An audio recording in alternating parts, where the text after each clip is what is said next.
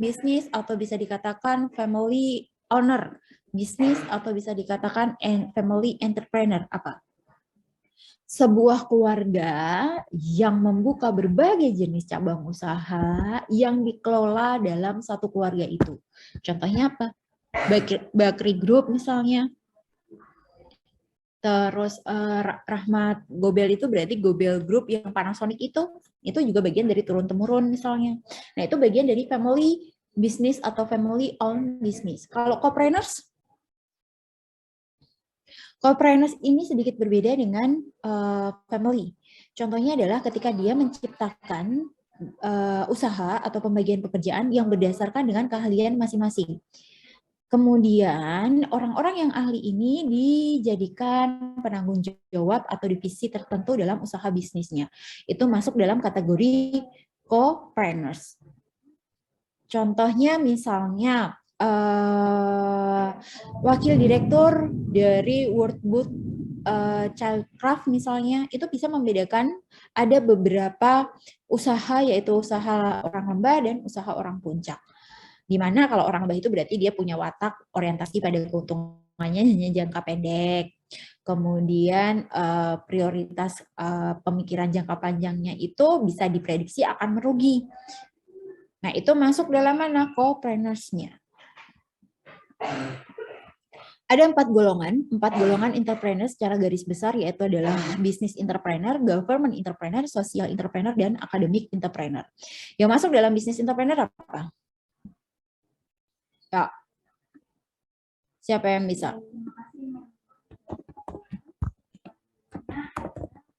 Ya kayak bisnis ini Bu, kayak bisnis makanan gitu Bu. Kayak bisnis? Makanan. Jasa. Terus apa lagi? Pak kira-kira.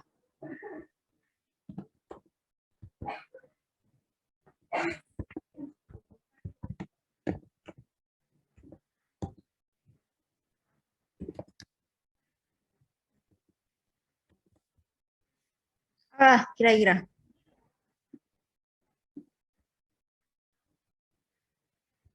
Ya, bisnis entrepreneur itu adalah kelompok bisnis yang dibagi menjadi owner entrepreneur dan professional entrepreneur. Bisnis entrepreneur yang termasuk dalam owner entrepreneur adalah penciptaan bisnis yang dimiliki oleh pemilik bisnis itu sendiri. Saya adalah pemilik usahanya. Kalau professional entrepreneur adalah orang-orang yang memiliki daya wirausaha tetapi mempraktekkannya pada perusahaan orang lain. Paham nggak? Di bisnis entrepreneur ada 2, owner entrepreneur sebagai pemilik bisnis dan pencipta bisnisnya. Tapi kalau yang professional entrepreneur adalah sebagai apa? Sebagai orang yang mempraktekkan kemampuan berwirausahanya itu di perusahaan orang lain. Itu masuk dalam kategori golongan kelompok bisnis entrepreneur. Paham? Paham ya?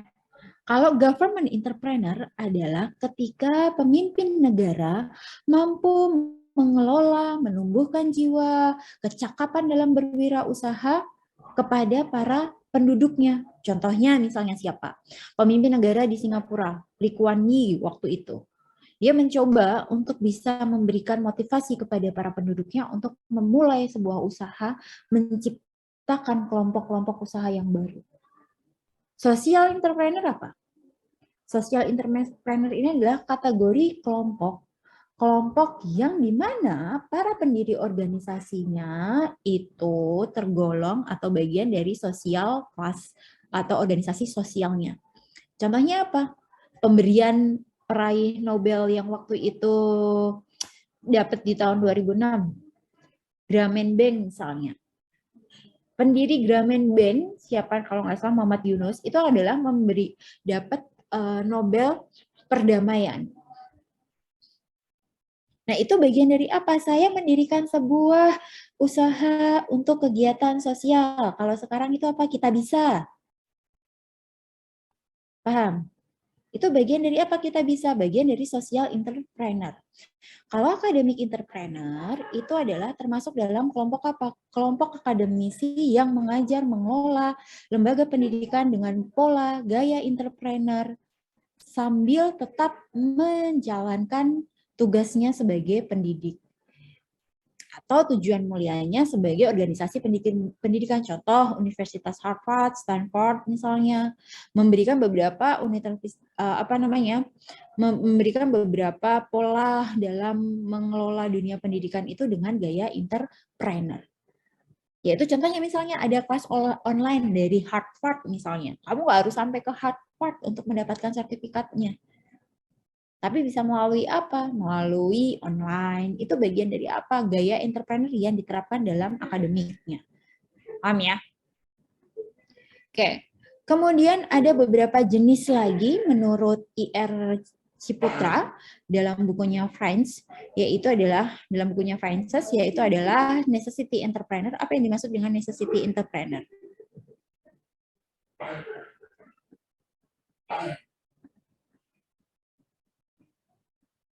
Apa kira-kira necessity entrepreneur?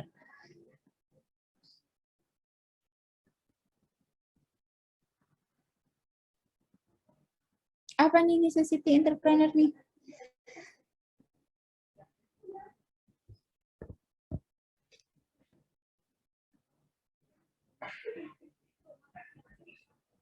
Necessity entrepreneur adalah sikap mental yang dimiliki oleh wirausaha dalam proses menjalankan usahanya dalam kondisi terpaksa.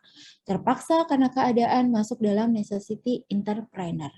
Sebagai contoh, saat ini banyak sekali pengusaha-pengusaha yang mulai menjual produk dan jasanya, tetapi prosesnya itu biasanya adalah saya menjual produk dan jasa itu karena keterpaksaan, karena keadaan. Ketika nanti saya ditawarkan kerja dalam sebuah perusahaan dengan gaji, pendapatan yang lebih tinggi, saya akan memilih pekerjaan itu.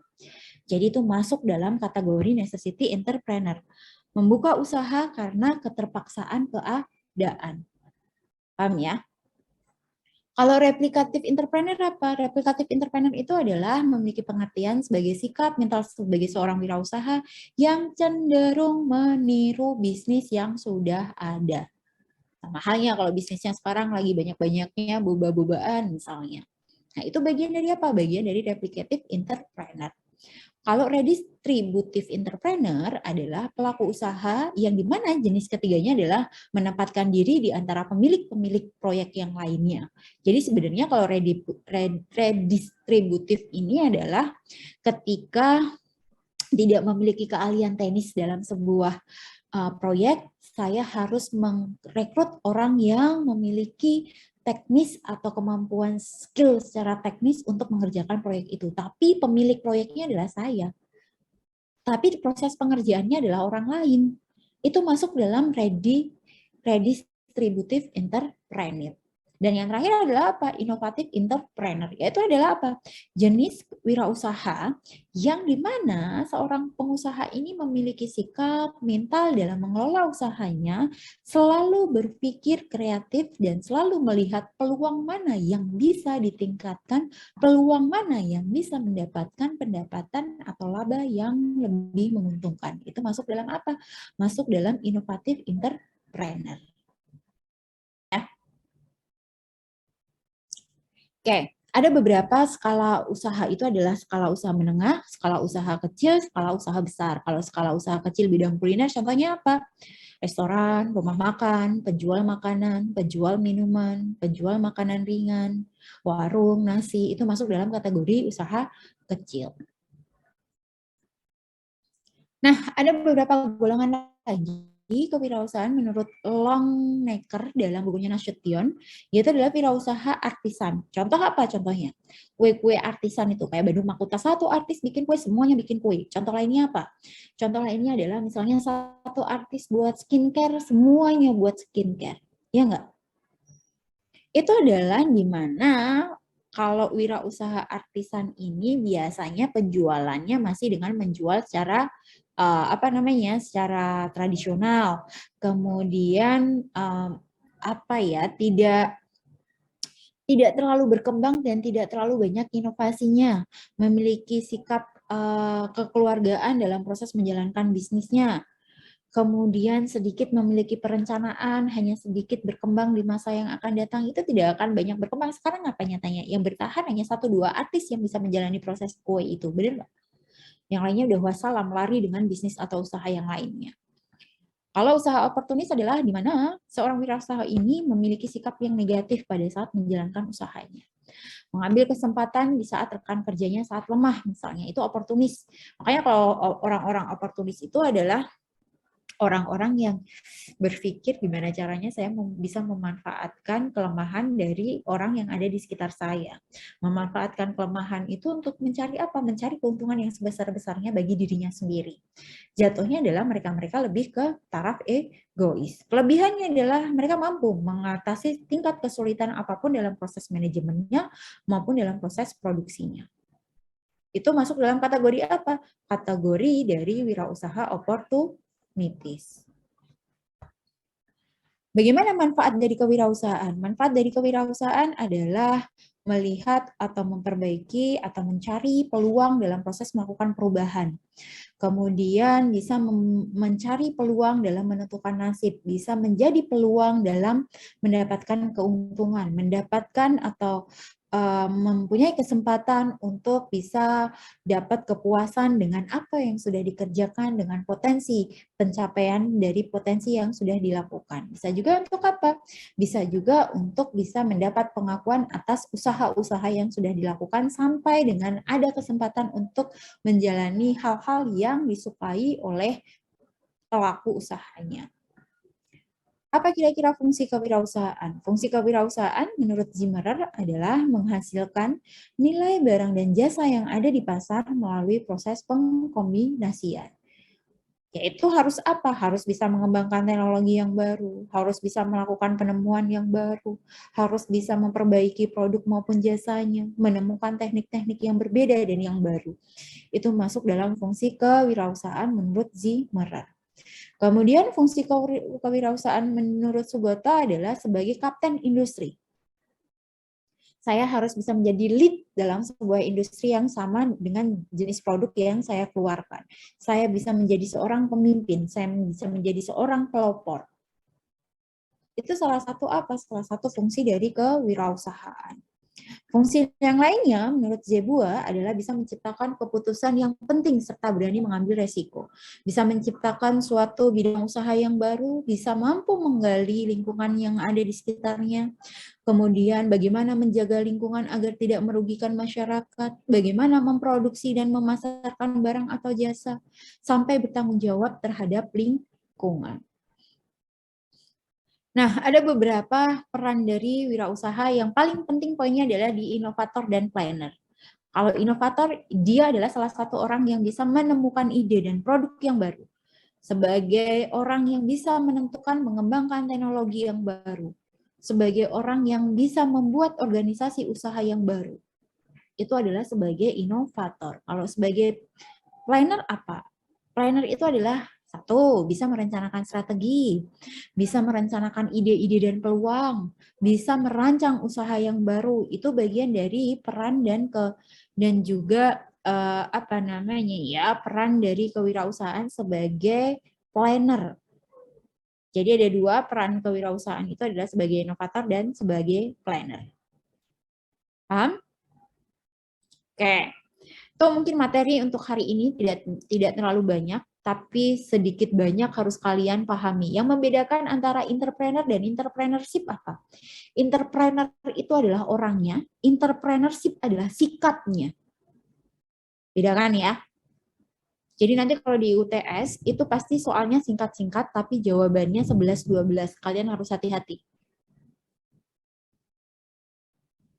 Ya. Nah, yang saya mau tanya, dalam proses menciptakan sebuah ide itu kan pasti ada alurnya, ada prosesnya, ya nggak? Nggak semata-mata kita bisa nih, saya mau ide jualan baju, saya mau ide jualan pop mie, saya mau ide jualan mie misalnya. Tapi harus ada yang melatar belakangi terlebih dahulu. Biasanya apa? Kalau kalian mau jualan, Aksel mau jualan apa, Sel? Tugas ini, Bu. Mau jualan apa? Nah, saya sih sama Fitzi Amalia, kita pengen jual ini, scented candle. Yang Apa? apa, lilin pewangi gitu, kayak buat perak. Oh, gimana caranya? Nah, kita kan pakai sistem reseller ya, Bu. Kita dapat harga murah, Kalian itu satu kelompok 3 ya? dua, dua. Oh, 2. Terus? Jadi kan ini sistemnya reseller. Jadi kita mau Hmm.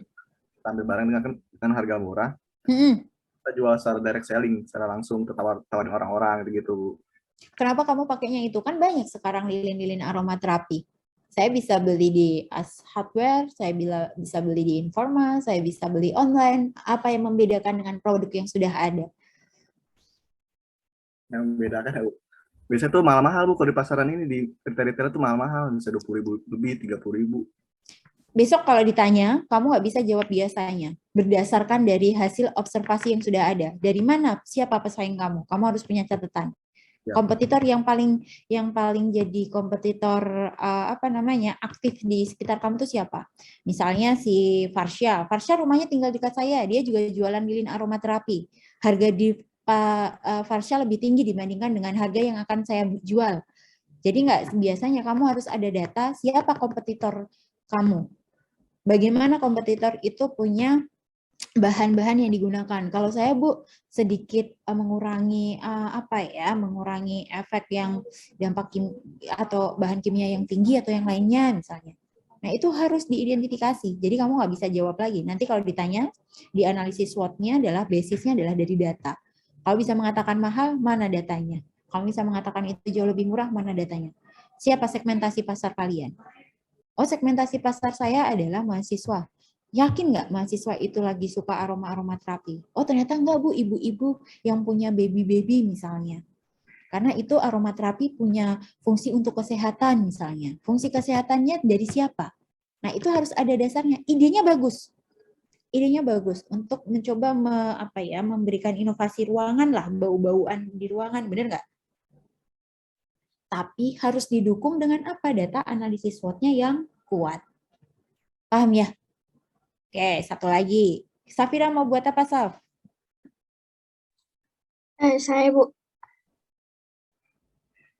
saya sama Sania buat keripik brownies Bu. Buat apa? Keripik brownies Bu.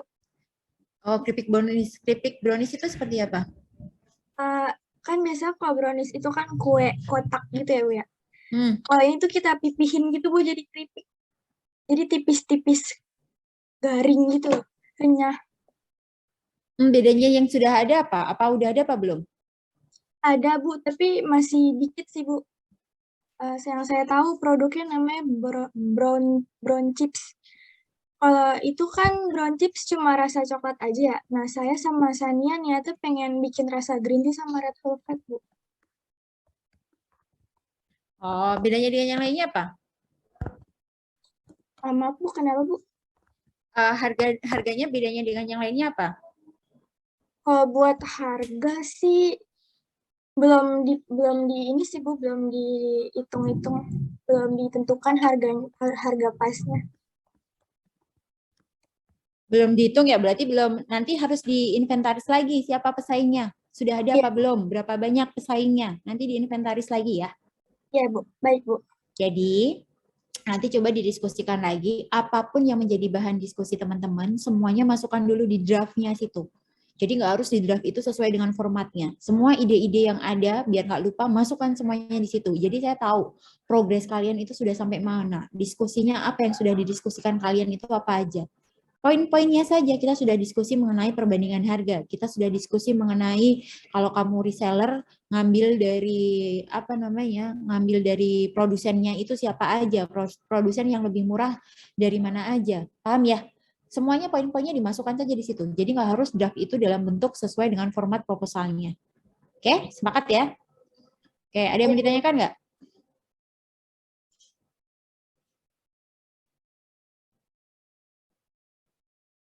Ada yang mau ditanyakan?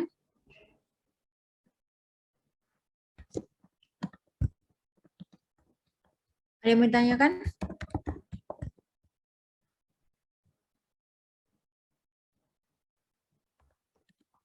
Ada nggak? Cukup, Bu. Oke, kalau sudah cukup yang ditanyakan, materi yang ingin saya sampaikan hari ini itu hanya 2 slide yang tadi membahas mengenai peran, mengenai fungsi dari kewirausahaan dan jenis dan kelompok dari kewirausahaan. Kalau sudah tidak ada yang ditanyakan, saya akhiri perkuliahan pada siang hari ini. Terima kasih atas perhatian dan atensinya. Terima kasih atas minatnya dalam proses pembelajaran, masih memperhatikan, masih hadir. Saya akhiri ya. Yang nggak masuk siapa? Saf? Baru 25. Yang nggak masuk siapa, Saf? Itu, Bu, Zahra. Zahra kemana Zahra? Zahra BAC, Bu. Berarti cuma Zahra aja? Emang totalnya berapa? 26, Bu. Ya, Bu, Zahra doang. Oke. Kalau sudah tidak ada yang ditanyakan, saya akhiri ya pertemuan hari ini. Terima kasih atas waktunya. Salam sehat untuk semuanya. Jangan lupa bahagia. Assalamualaikum warahmatullahi wabarakatuh. Waalaikumsalam. Terima kasih ya, Ibu.